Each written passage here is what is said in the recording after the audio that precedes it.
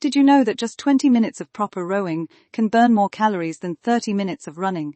Let's break that plateau and maximize your rowing gains. Watch closely as our athlete demonstrates the perfect rowing form. Notice how the power comes from pushing with the legs first, then engaging the core, and finally pulling with the arms in one fluid motion. This seamless sequence reduces strain while maximizing cardiovascular benefits. Many rowers hit plateaus because they rush the recovery phase, but maintaining a controlled 1:2 ratio between drive and recovery is crucial for optimal performance. The secret to breaking through that plateau lies in strategic interval training. Start with 2-minute high-intensity bursts at 26-28 strokes per minute, followed by minute active recovery at 18-20 strokes. Core engagement during each stroke isn't just about power, it's your shield against lower back injuries that sideline many rowers. Remember to keep your chest proud and shoulders relaxed throughout the movement. This positioning ensures proper oxygen flow and reduces upper body tension. The most effective rowers spend 60% of their energy on the leg drive, 30% on core stability, just 10% on the arm pull. Ready to revolutionize your rowing? Drop a comment below sharing your biggest rowing challenge, and I'll personally help you break through that plateau.